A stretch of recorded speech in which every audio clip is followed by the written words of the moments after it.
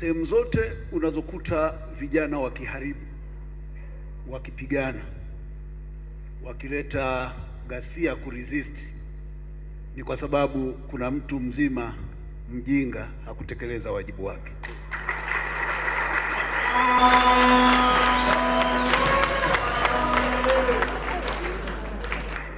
Na hii ni kuanza kwenye ngazi ya familia mpaka ngazi ya taifa. Kuna watu wengi nimekuwa nikiwasikia, hususan watu wazima, wanasema kwa nini tutafute katiba? Kwa mfano rahisi tu ambao hata mkulima aliyoko Busokelo anielewe. Nchi ni sherehe, ni kama sherehe hivi, watu wamepika. Lakini ili uingie kule ndani kwenye sherehe, lazima uwe na kadi ya mwaliko inaokupa standardi na vigezo vya kuingia mle ndani. Kwa hiyo kwenye hii sherehe ya nchi, kadi inayotoa vigezo ni katiba. Kadi inayotoa vigezo vya watu kuingia na kushiriki kwenye sherehe ni katiba. Katiba ndio inayosema nani mmiliki wa ardhi, ambayo kwetu Tanzania 80% ya watu ajira yao iko kwenye ardhi. Nani leo anamiliki ardhi? Ukienda Serengeti watu wanafukuzwa kwenye maeneo yao ya asili. Ukienda Ngorongoro watu wanafukuzwa kwenye maeneo ya asili. Ukienda Tabora, Kigoma watu wanafukuzwa kwenye maeneo ya asili. Ukienda Katavi mpaka Tanganyika watu wanafukuzwa kwenye maeneo ya asili. Ukienda Dar es Salaam penyewe hapa Kisarawe hapa kushuka, watu wanalalamika wanaondolewa kwenye maeneo ya asili. Hilo ndio jambo la kwanza. Kama huwezi ukamiliki njia kuu ya uchumi ambayo ni ardhi, utakuwaje na uhakika wa ajira yako? Kwa hiyo katiba yetu haijazungumza kuhusu haki, kwa sababu mimi sikubaliani na kifungu kinachosema rais anamiliki ardhi yetu kwa niaba yetu kama mdhamini. Ardhi ya Mwabukusi iwe ya Mwabukusi.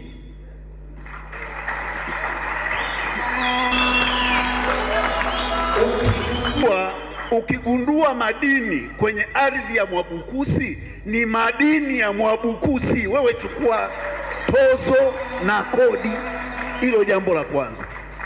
Jambo la pili ni mfumo wetu wa kiutawala, kwa sababu umetuuliza vijana wanashiriki vipi. Changamoto kubwa tulionayo, tuna mfumo mzuri wa chama kimoja unaolazimishwa kuendesha siasa za vyama vingi. Una injini ya gari, lakini huwezi kuchukua injini ya Bito ukafunge kwenye treni ya SGR, hapo haitawaka, itasambaratika tu. Kwa hiyo mfumo wetu wa katiba, hakuna mahali kwenye nchi yetu inatoa fursa na nafasi ya vijana kushiriki na kuinfluence maamuzi. Vijana ni appendix kwenye taifa. Tunaweza tukawaondoa au tukawahusisha pale tunapowahitaji. That is the second challenge. Wapi tunaiona? Ya tatu, elimu yetu, kwa sababu lazima tuangalie tatizo. Tukitaka kujua kwa nini vijana wako hapo, tuangalie tatizo. Elimu yetu inamwandaa kijana kuwa nani? Wewe ulipomaliza form 6 uliandaa kuwa nani? Ni machawa tu, wauni tunazunguka, tuandai kuwa chochote. Yaani mtu anamaliza degree ya ualimu anaambiwa basi nenda VETA ili ujiajiri. Why wasting all those years? Kwa nini alipofika la 4 ukumpeleka VETA ili akifika la 7 au amemaliza aanze maisha?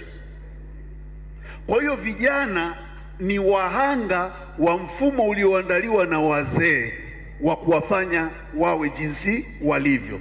Hilo ni jambo lingine. Labda nichomekee swali jingine hapo Mheshimiwa Wakili.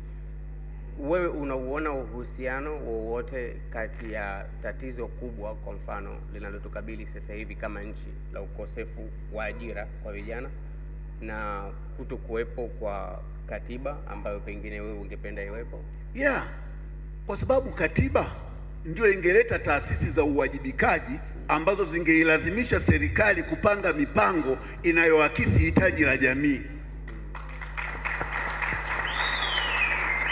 Hilo litawezekana tukiwa na bunge huru lisilodhibitiwa na chama, tukiwa na ofisi ya mkaguzi mkuu wa hesabu za serikali mwenye mamlaka ya kushtaki na kufunga wahalifu, sio zile kelele za bungeni. Tukiwa na serikali ambayo inawajibika kwa umma. Kwa mfano, mbunge atekelezi wajibu wake, wananchi kwenye eneo husika wamuite na kumfukuza kazi. Hiyo itasababisha kuwe na uwajibikaji. It will bring a sense of accountability. Nchi yetu kwa sasa hakuna accountability. Ndio maana kwa mfano, nitakupa mfano mdogo. Watu waliopotea tunaambiwa wamefika 700 na au 600 na kitu, lakini kule ndani tuna OCD kwenye maeneo waliopotea watu, tuna OCD, tuna RPC, tuna RCO. Hakuna mtu aliyenyeshwa kikombe. Vile atiize uhai kwenye taifa lolote kubwa linalojitegemea na kujitambua, kitu cha kwanza kulinda ni uhai wa watu.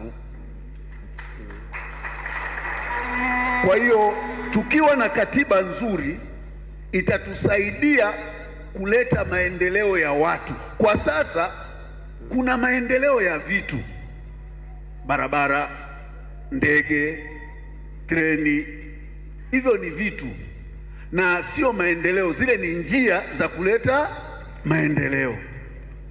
Maendeleo ya kweli ni yale yanayokwenda kutoa matokeo kwenye mifuko ya wananchi, kwa wafugaji, kwa wakulima, kwa wafanyakazi na kwa vijana, kuunda ajira ambao ndio jukumu la serikali. Lakini siku hizi kwa bahati mbaya serikali inaenda kupokea gawio faida. Utapataje faida kwenye shirika? Kwa sababu kazi ya serikali sio kuzalisha faida, ni kuzalisha ajira.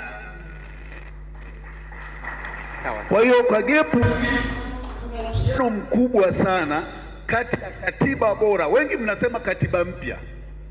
Katiba mpya haiwezi kukusaidia chochote. Katiba bora ndio inayoweza kukusaidia kututoa hapa tulipo kwenda kwenye hatua nyingine, kwa kuhakikisha inaweka kipaumbele katika usimamizi wa rasilimali za nchi, ardhi, madini, maliasili kama mbuga zetu, bahari alivyozungumza mzee wangu pale, na bandari. Vitu hivyo lazima mkurugenzi wa bandari anaulizwa, umeajiri vijana wangapi mwaka huu? Okay. Asante. Asante sana. Asante sana. Tutarudi, tutaendelea kujadili hivi vitu, lakini swali langu kwa nyote sasa